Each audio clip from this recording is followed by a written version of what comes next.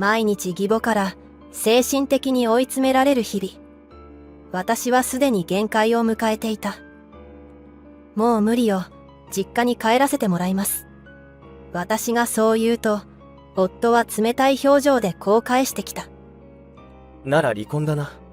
お前みたいなのを養う意味だってないし。この人は一体何を言ってるのだろうか。私は夫に記入してもらうと、速攻で離婚届を提出した。その後、義母と夫は一気に崩壊することとなったのだった。私の名前はのぞみ、34歳の会社員だ。私は今まで仕事にばかり打ち込んできたせいで、出会いが全くなかった。のぞみもそろそろ34歳だし、結婚とか考えたらどう？いいよ。私はあまりそういうのに興味がないし。親からやんわりと結婚を促されていたが、私はきっぱりとその言葉を遮って、結婚に関心を持たないようにしていた。私は恋愛において自分に自信がなかった。だからかなり臆病になっていたのだ。きっと必死になって彼氏を作っても、結婚に至る前に別れることになるだろう。そうやって期待して裏切られることは嫌だった。考えただけで心が苦しくなる。私は昔、彼氏にひどい捨てられ方をしたことがあった。彼氏は私のことをとても大事にしてくれていると思ったのだが、実は何人もの女性と浮気をしていたのだ。どうして浮気なんてするのかと問い詰めたら、その男はひどい発言をした。毎日寿司や焼肉を食ってたら飽きるだろ。だから、たまにさっぱりした薄味の料理とかを挟んでるだけだよ。あ、ちなみにお前が薄味の方な。彼はそう言って私を嘲笑った。この時のことがきっかけで、私は恋愛に臆病になり、男性に対して心を開けなくなっていたのだ。親にこのことは話していないが、なんとなく私が恋愛を怖がっていることは分かっているようだった。本当なら私だって、ちゃんと恋愛をして結婚もして親孝行をしたい。だが、なかなか一歩を踏み出せずにいた。そんな中、ある日私は運命的な出会いをする。今度新しく取引が決まった会社の担当は、のぞみくんに任せるよ、と上司から言われ、私は新しい取引先へ挨拶に行った。はじめまして、まさとと申します。はじめましてのぞみと申します。先方の担当者と名刺交換をしたのだが、担当であるマサトという男性に私は一目惚れをしてしまった。見た目の雰囲気だったり、声だったり、すべてが私の好みだった。それから私は、毎回取引先に行くのが楽しみになっていた。彼は爽やかな笑顔でやり取りをしてくれて、私はいつもドキドキしたものだ。まるでホストクラブに来てるみたいだなと、自分で自分を笑った。だが、もちろん仕事はちゃんと完璧にこなした。のぞみさんは本当に仕事ができる方なんですね。勉強になるところがたくさんあります。そんなことないですよ。いやいや、そんな謙遜しなくても。そうだ、もしよかったら今度お食事に行きませんか？今一緒にしている仕事が落ち着いたらでいいですので。はい。わかりました。私は自然に食事に誘われて、それを承諾してしまった。今までの私だったら、そんなこと絶対になかった。食事に誘われても絶対に行かなかったので、ガードが固い女だと思われていた。だが彼の食事の誘いには、自然と行く気になったのだ。それから後日私たちは仕事に食事へ行った。彼はとても紳士的で、そして話がものすごく面白かった。仕事の時は真面目だが、プライベートではユーモアがあって気さくで明るさもあった。だから私はどんどん彼に惹かれていった。誰かを好きになったのは本当に久しぶりだと思う。そしてそれから彼は私を定期的にご飯に誘ってくれるようになった。のぞみさんと一緒にいるととても落ち着くんですよね。そうなんですか？はい。だからもしよければ休みの日もデートに行きませんか？デート。ああ、嫌だったら無理にとは言いませんが。そんな、嫌じゃないです。私もマサトさんとデートに行きたいです。本当ですか？よかった。じゃあ、まずはゆっくりカフェにでも行きましょう。気になってて、行ってみたかったお店があるんです。わかりました。私は彼から休日デートに誘われて、すごく嬉しかった。久しぶりに新しい服を買って、私は気合を入れてデートに臨んだ。その服かわいいですね。とても似合ってます。ありがとうございます。彼は私が新調した服を褒めてくれて、とても気遣いのできる優しい人だなと思った。そして私たちは何度かデートを重ねていき、付き合うことになった。何年も彼氏がいなかったので不安な気持ちもあったが、それ以上に彼とお付き合いをしたいという思いの方が強かった。久しぶりの交際で私は慣れない部分もあったが、彼はそんなことを気にせずに男らしくリードしてくれた。この人とならずっと一緒にいたい。そう思えた。そして交際を始めてから1年後、私は彼からプロポーズをされたのだ。今まで俺は結婚とかに興味がなかったんだけど、のぞみと出会って初めて結婚をしたいって思ったんだ。だから俺と結婚してこれからの人生をずっと一緒に歩んでください。そう言って指輪を渡してきた彼。私の答えはもう決まっていた。はい。よろしくお願いします。こうして結婚することになった私たち。私の両親に結婚が決まったことを報告すると、とても喜んでいた。のぞみ。おめでとう。いい人が見つかって本当によかったわ。涙を流して喜ぶ母を見て、私はここまで心配をかけていたんだなと少し反省した。そして結婚が決まり、一つ親孝行をすることができてよかったと思った。それからお互いの親に挨拶に行ったのだが、私の親はマサトのことをとても気に入っていた。すごく爽やかで礼儀正しい人ね。仕事も一生懸命に頑張っているようだし、彼ならのぞみのことを安心して任せられるよ。私は両親が彼を認めてくれて嬉しかった。そして義実家への挨拶も無事に済ませて、私たちは結婚式を挙げることになった。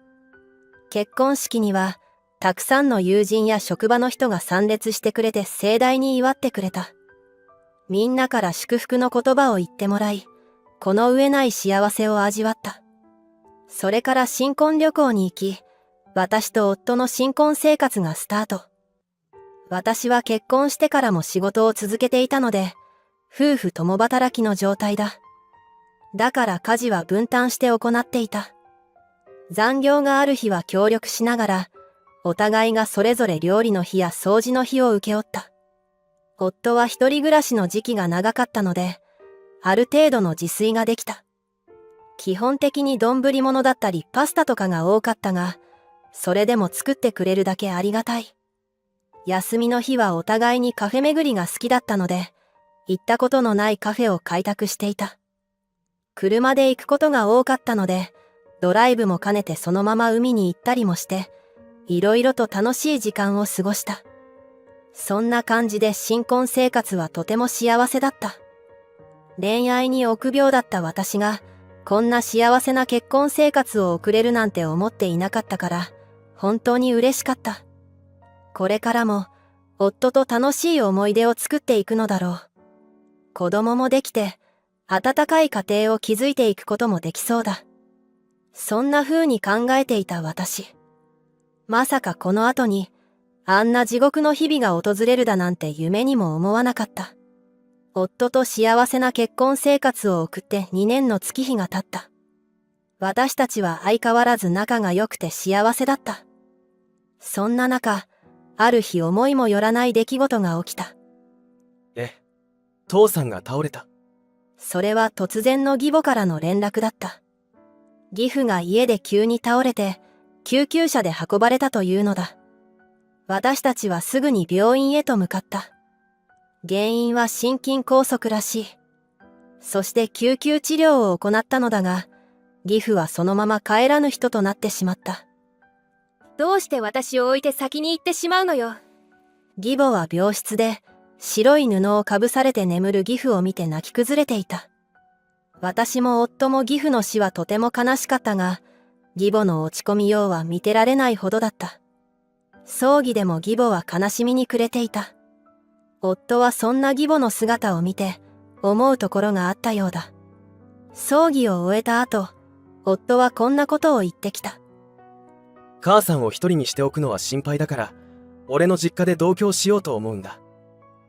同居。ああ、母さんの落ち込みようを見たら心配で。マサト。私は同居についてはあまり乗り気ではなかったが、夫のためを思うと同居をするべきなのかなと思い始めた。わかった。お母さんと同居しよう。ありがとう、のぞみ。早速母さんに連絡をするよ。夫はそう言って義母に同居を提案した。義母は一人きりになり寂しさを感じていたようで、すぐに同居を受け入れた。こうして義実家にて義母との同居生活が始まった。義母は同居生活が始まっても、やはり義父を失った悲しみが強いようで、あまり元気はなかった。だから私と夫はできる限り、義母の負担を減らすように家事を分担してやった。今まで同じ生活なので難楽ではない。まあ義実家の方が前の部屋よりも広いからちょっとだけ時間はかかるが、それは大した問題ではなかった。だが同居生活が半年ほど経った頃、義母の態度に変化が現れ始めた。ちょっと、のぞみさん。あなた、どうしてマサトに家事をやらせているの？共働きなので家事は前から分担していて。何を言ってるの？家事は嫁がやるべきでしょ。っていうか、前から分担していたってどういうことかしら。夫婦で暮らしていた時も、マサトに家事をやらせていたの？はい。ありえないわ。そんな嫁をもらった覚えはないわよ。義母はそうやって急に怒鳴り出した。これから家事はマサトに絶対にやらせないから。あなたが全部の家事をやりなさい。そんな。それからというもの、家事はすべて私がすることになってしまった。夫が今まで通り家事をやろうとすると、義母は、マサトはやらなくていいのよ、と言って、決してやらせようとしなかった。私は一人でやることになり、毎日大変な思いをしている。義母は日に日に元気になっているようなのだが、それに比例して私へのあたりも厳しくなった。ちょっと、なんなのこの料理。全然美味しくないわね。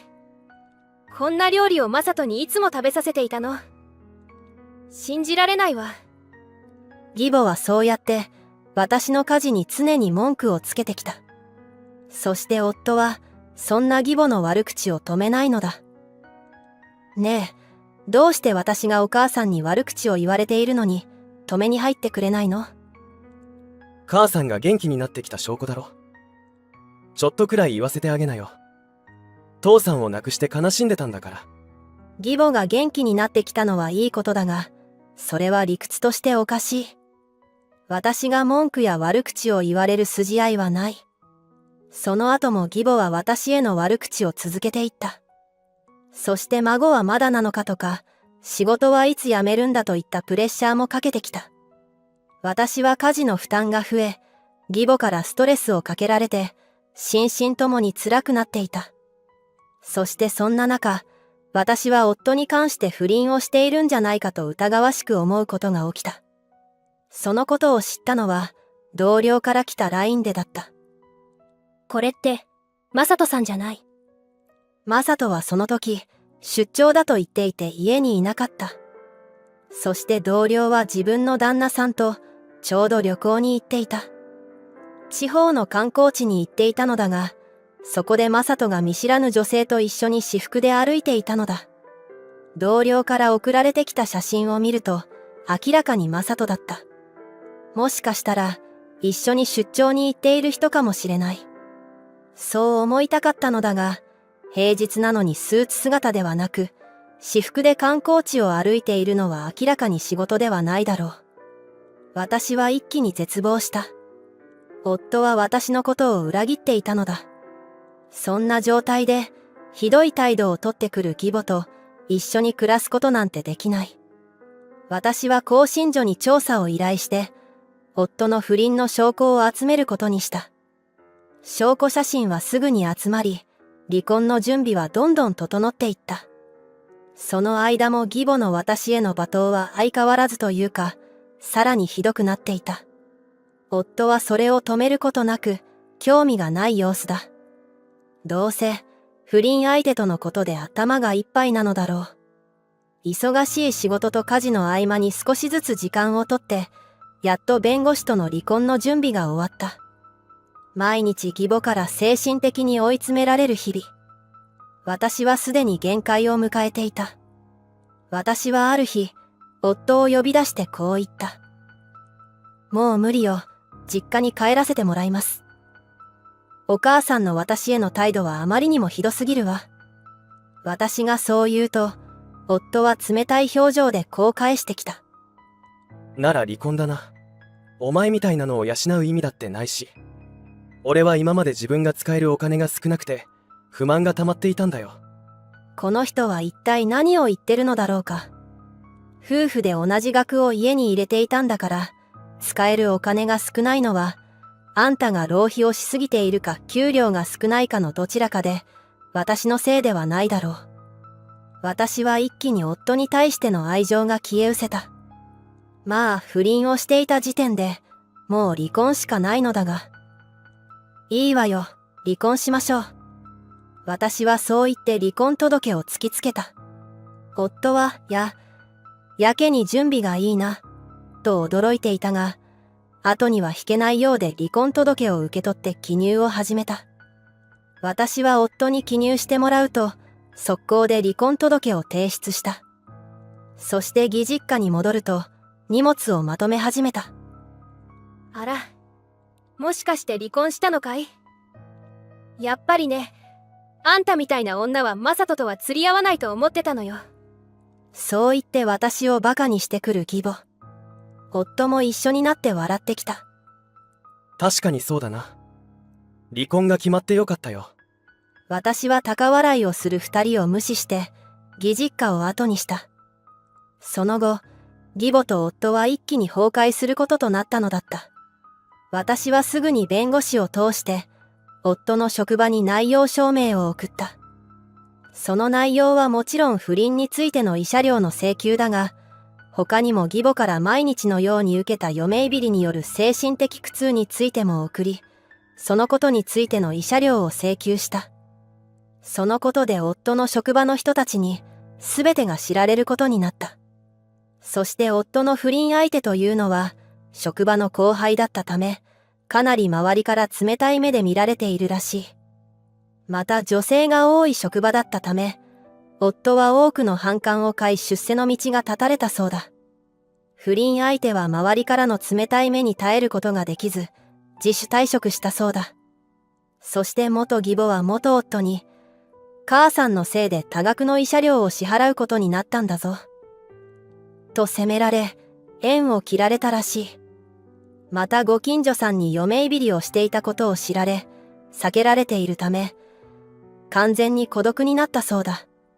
一方、私は実家で暮らしながら、一生懸命に仕事に打ち込んでいる。元夫とは違い、私は誠実に仕事に取り組んできたので、つい最近昇進が決まった。これからも仕事を頑張って稼ぎつつ、新しい趣味でも見つけて自分の人生を充実させていこうと思う。マサトの次の嫁はこの子にすることにしたよ。私は耳を疑った。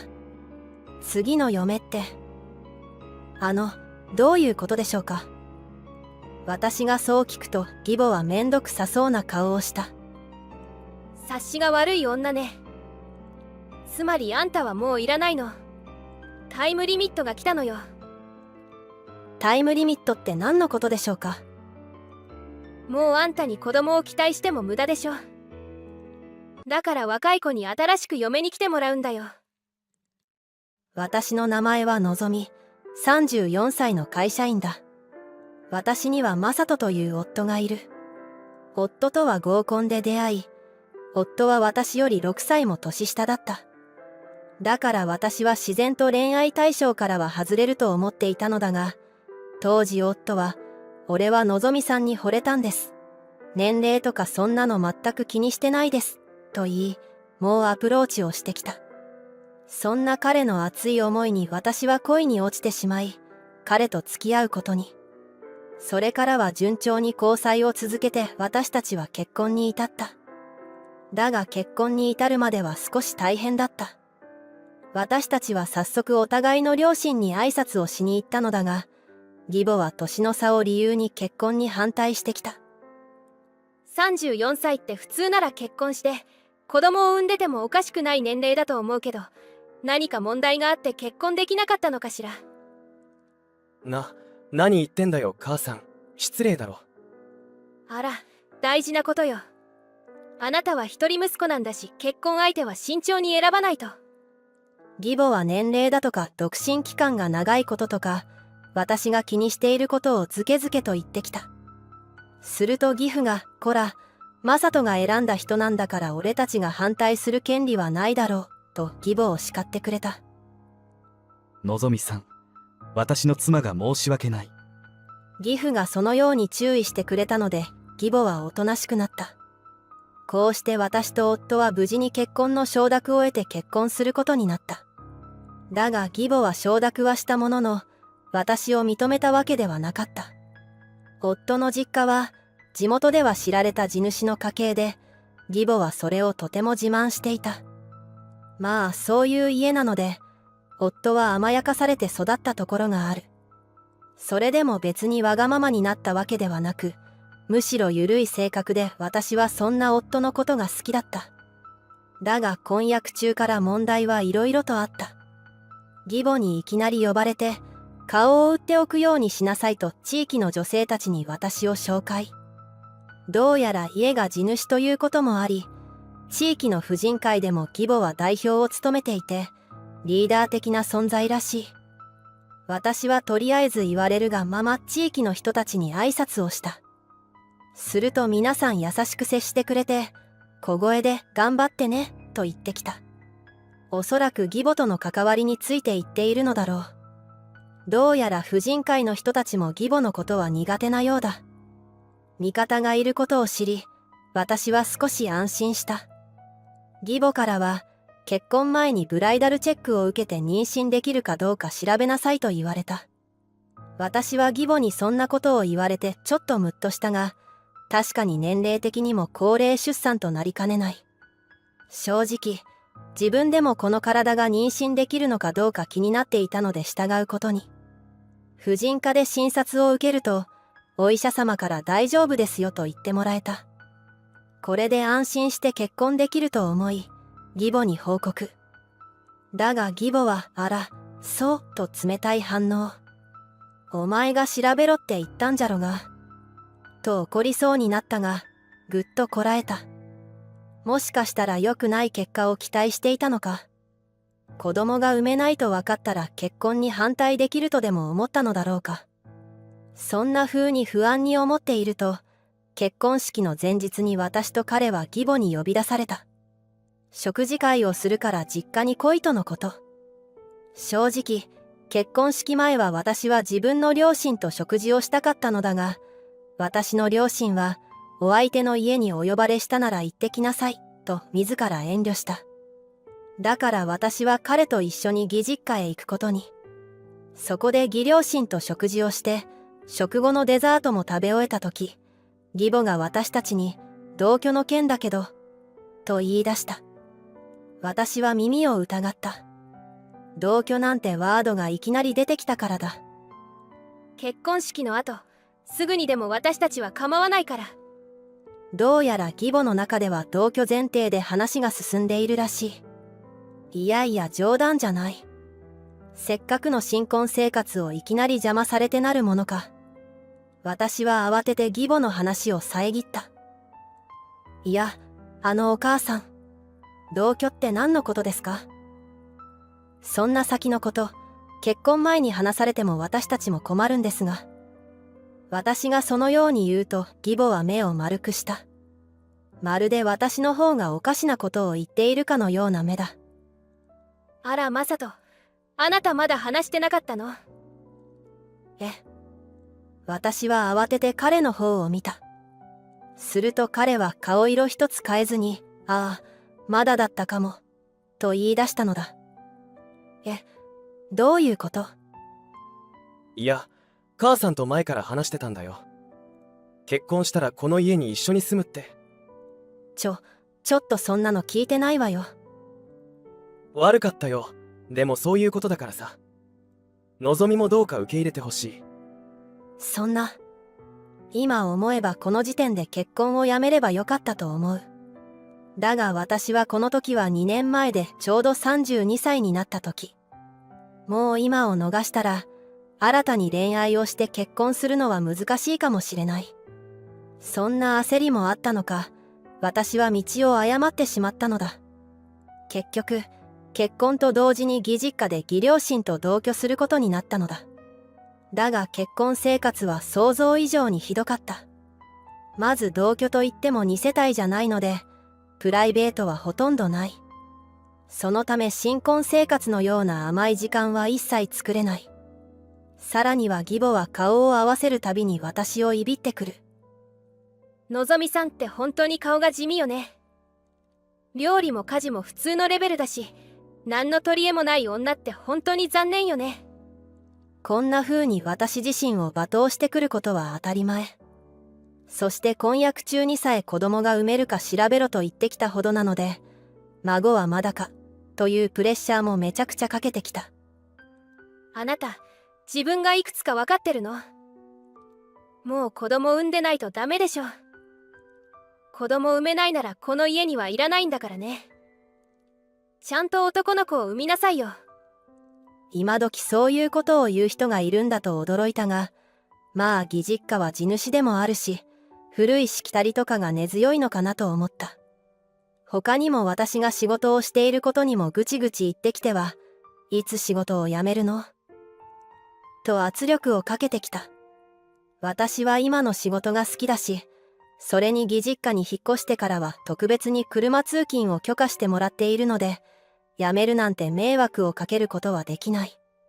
そこだけは絶対に譲れないので、私は義母から何を言われても受け流していた。すると義母は、仕事を辞めないなら月10万を私に渡しなさいと要求してきた。つまり生活費を入れろということか。義母は夫に甘いので、家賃も生活費も何一つ要求していなかった。だが私が思い通りにならないので、腹を立てて私個人に要求してきたのだろう。まあ、今まではタダで住まわせてもらっていたので、それくらいはいいかと私は月10万円を義実家に入れることにした。事務職だから、これだけ奪われたら自由にお金は使えないでしょ。義母は不敵な笑みを浮かべながらそのように言った。まあ、そもそも私はあまりお金を使うタイプではないし、物も本当に使えなくなるまで使うから生活はかなり地味だ。義母は勘違いして、私がお金がなくて貧乏な生活をしていると思ったのだろう。だが私にとっては特にそれは辛くはなかったし、むしろ他の義母の嫌がらせの方がめんどくさかった。そんな生活を続けてきて、気がつくと2年が経過していた。さすがに34歳にもなると、義母だけではなく、夫までもが、どうして子供が生まれないんだよ、と私のことを責めるように。まさか夫がそんなことを言ってくるとは思っていなかったので、私はびっくりしてしまった。それからも夫は義母と一緒になって私のことをいびってきた。私たちは愛し合っていたはずなのに、夫は2年間の義母との同居生活を経て少しずつ義母に洗脳されてしまったようだ。義母だけならまだ耐えられた。また夫とは夫婦としてはいい関係を築けていたつもりだった。だからここへ来ての夫の裏切りはかなり辛かった。そして夫と義母はさらにありえない行動に出た。それはある日、私が仕事から帰ってきた時のこと。居間に行くと義両親と夫の他に見知らぬ女性がいた。見た目は夫よりも若そうで20代の中盤くらいの印象だ。一体誰だろうと思っていると、義母にちょっとそこに座りなさいと言われた。とりあえず席に着くと、義母はいきなり驚きの発言をしだした。マサトの次の嫁はこの子にすることにしたよ。え、私は耳を疑った。次の嫁って、どういうことでしょうか。私がそう聞くと義母はめんどくさそうな顔をした。察しが悪い女ね。つまりあんたはもういらないの。タイムリミットが来たのよ。タイムリミットって何のことでしょうか。もうあんたに子供を期待しても無駄でしょ。だから若い子に新しく嫁に来てもらうんだよ。この子は今23歳で婦人会にいる近所の人の姪っ子さんなんだ。顔だってあんたより綺麗だし、元気で可愛い男の子を産んでくれるだろう。なんて人だ。まだ私と夫が夫婦であるにもかかわらず新しい嫁を連れてくるなんて。いくらなんでも夫だってこれには反対してくれるはずだ。そう思っていたのだが甘かった。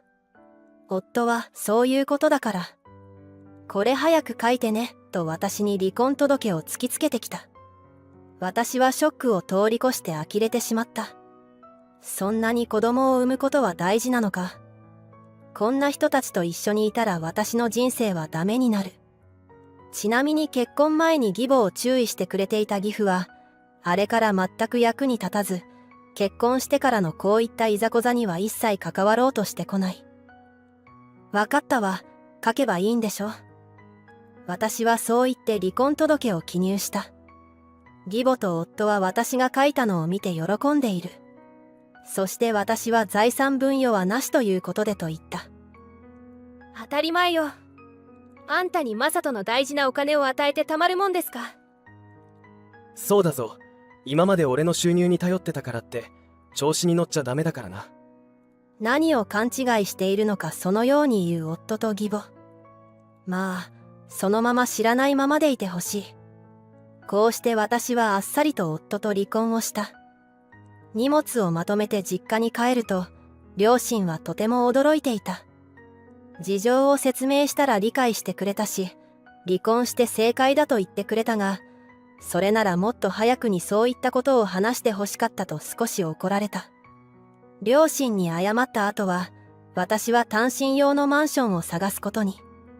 会社の近くに住もうと思い、いろいろと探しているといい物件があってどれも迷う。そうして私が夫と離婚してから1ヶ月が過ぎた。すると私の実家に、いきなり元夫と元義母が押しかけてきたのだ。ちょっとのぞみさん。